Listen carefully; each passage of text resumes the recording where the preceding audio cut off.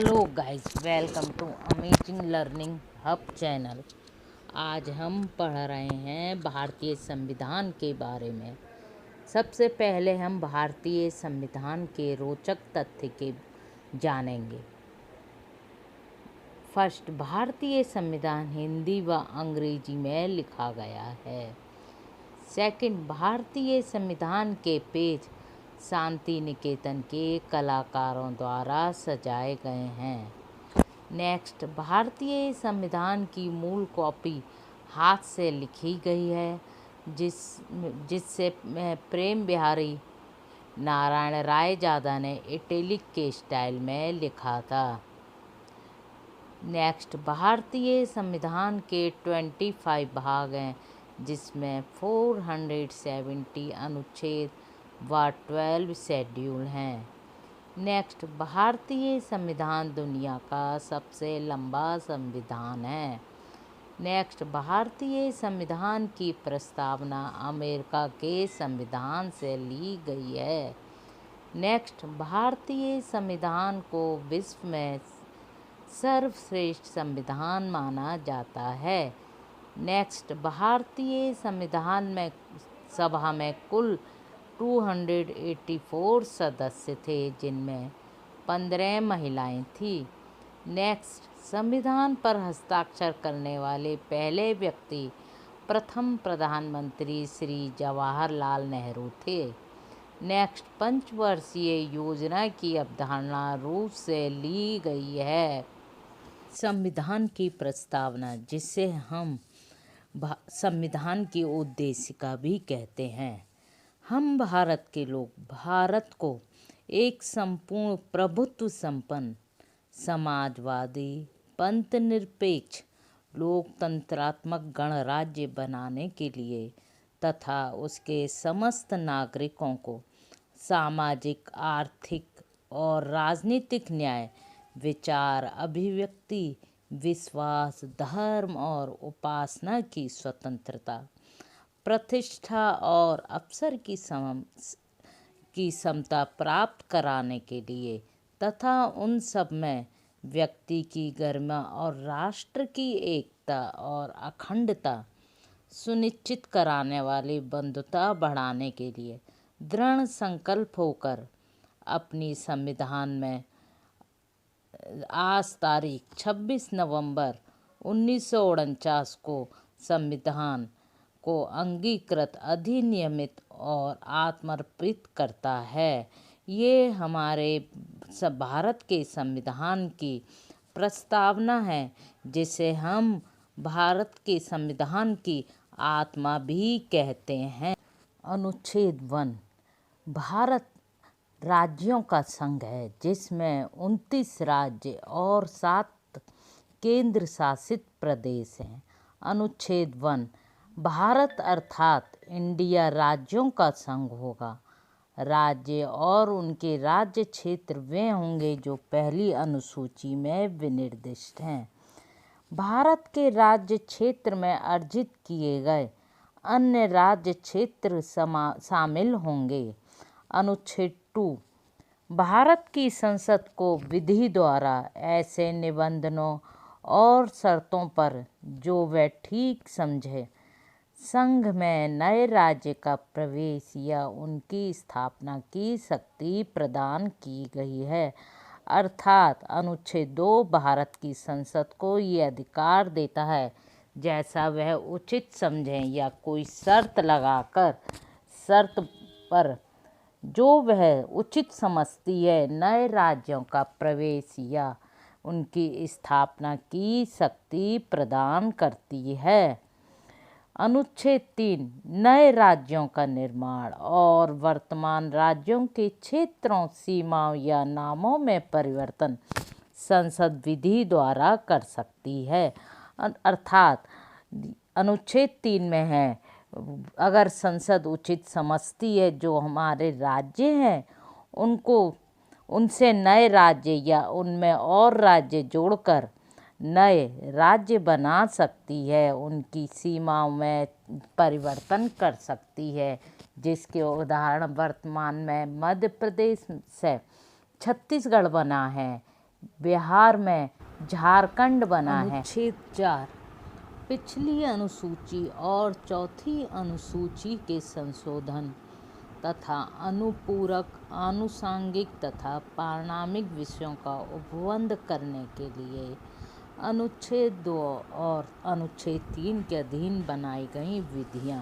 भारतीय नागरिकता, जिसका वर्णन भारतीय संविधान में भाग 2 अनुच्छेद 5 से 11 तक मिलता है। भारत में एकल नागरिकता का प्रावधान है। मीन्स आप भारत की नागरिकता लेंगे या किसी और देश की। यदि किसी के पास कनाडा, अमेरिका की या किसी और देश की नागरिकता है तो उसे भारत की नागरिकता नहीं मिलेगी। भारतीय नागरिकता अधिनियम 1955 के अनुसार निम्न में से किसी एक आधार पर नागरिकता प्राप्त की जा सकती है। जन्म से, बाय बर्थ, प्रत्येक व्यक्ति जिसका जन्म संविधान लागू होने अर्थात 26 जनवरी 1950 को या उसके बाद भारत में हुआ है, वह जन्म से भारत का नागरिक होगा। इसके भी एक्सेप्शन है, अपवाद हैं। राजनयिकों के बच्चे, विदेशियों के बच्चे। ऐसा नहीं, राजनयिक तो दूसरे देश में भी राजनयिक हो सकते हैं, तो उनका अगर वहाँ उनके बच्चों का जन्म होगा तो वे भारत के नागरिक कहलाएंगे। विदेशी जो जैसे कि आए हैं भारत में, उनके बच्चों के जन्म होने पर भारत की नागरिकता नहीं मिलती है। सेकंड, वंश परंपरा द्वारा नागरिकता। भारत के बाहर अन्य देश में 26 जनवरी 1950 के पश्चात जन्म लेने वाला व्यक्ति भारत का नागरिक माना जाएगा यदि उसके जन्म के समय उसके माता पिता में से कोई भारत का नागरिक है। थर्ड, माता की नागरिकता के आधार पर विदेश में जन्म लेने वाले को नागरिकता प्रदान करने का प्रावधान नागरिकता संशोधन अधिनियम 1992 द्वारा किया गया है। अर्थात यदि मातवी भारत की नागरिक है और उनके बच्चे का जन्म विदेश में होता है तो उसे भारत की नागरिकता मिल सकती है। देशीयकरण द्वारा नागरिकता। भारत सरकार से देशीयकरण का प्रमाण पत्र प्राप्त करने के पश्चात भारत की नागरिकता प्राप्त की जा सकती है। पंजीकरण द्वारा नागरिकता। निम्न वर्गों में आने वाले लोग पंजीकरण कर सकते हैं। ए, वे व्यक्ति जो पंजीकरण प्रार्थना पत्र देने की तिथि से 6 माह पूर्व से भारत में रह रहे हों। जो व्यक्ति 6 महीने से भारत में हैं तो वो रजिस्ट्रेशन करवा सकते हैं।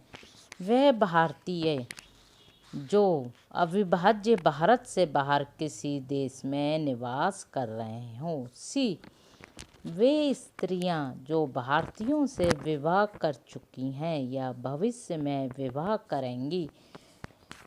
डी, भारतीय नागरिकों के नाबालिग बच्चे। ई, राष्ट्रमंडलीय देशों के नागरिक जो भारत में रहते हैं या भारत सरकार को नौकरी कर रहे हैं, आवेदन पत्र देकर भारत की नागरिकता प्राप्त कर सकते हैं।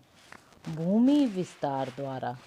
यदि किसी नए भूभाग को भारत में शामिल किया जाता है, उसे क्षेत्र में निवास करने वाले व्यक्ति को स्वतः नागरिकता प्राप्त हो जाएगी।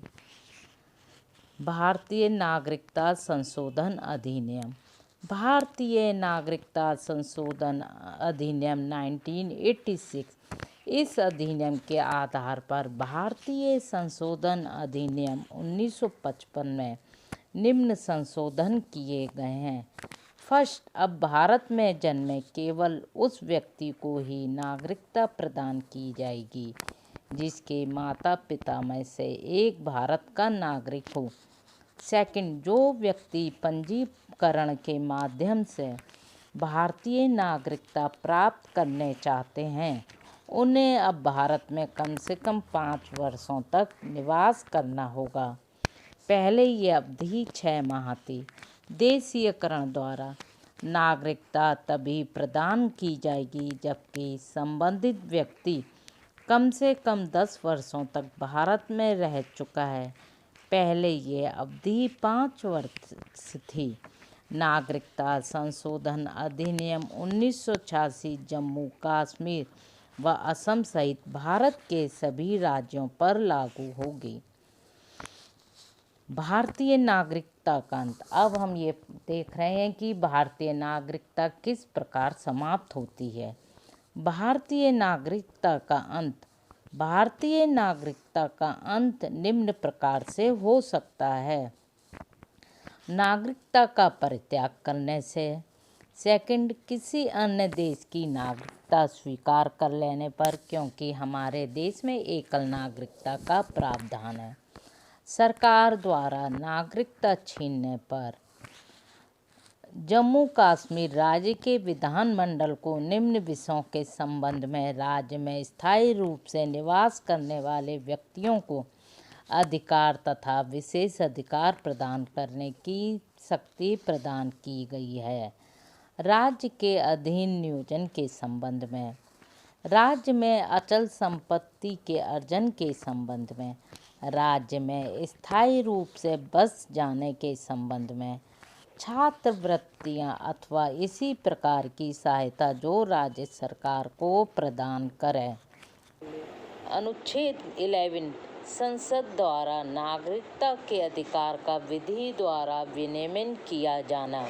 संसद कानून बनाकर नागरिकता के अधिकारों को विनियमित कर सकती है। आर्टिकल 12 इस भाग में जब तक संदर्भ से अन्यथा अपेक्षित न हो, राज्य के अंतर्गत भारत की सरकार और संसद तथा राज्यों में से प्रत्येक राज्य की सरकार और विधानमंडल तथा भारत के राज्य क्षेत्र के भीतर या भारत सरकार के नियंत्रण के अधीन सभी स्थानीय और अन्य प्राधिकारी शामिल हैं। नेक्स्ट, अनुच्छेद 13 मूल अधिकारों से असंगत या उनके अल्पीकरण करने वाली विधियां अनुच्छेद 13 के अंतर्गत आती हैं। इस संविधान के प्रारंभ से ठीक पहले भारत के राज्य क्षेत्र में प्रवर्तित सभी विधियां उस मात्रा तक शून्य होंगी जिस तक वे इस भाग के उपबंधों से असंगत हैं। सेकंड, राज्य ऐसी कोई विधि नहीं बनाएगा जो इस भाग द्वारा प्रदत्त अधिकारों को छीनती है या न्यून करती है और इस खंड के उल्लंघन में बनाई गई प्रत्येक विधि उल्लंघन की मात्रा तक शून्य होगी। थर्ड, इस अनुच्छेद में जब तक संदर्भ में अन्यथा अपेक्षित न हो का 3 का विधि के अंतर्गत भारत के राज्य क्षेत्र में विधि का बल रखने वाला कोई अध्यादेश, आदेश, उपविधि, नियम, विनियम, अधिसूचना, रूढ़ि या प्रथा है।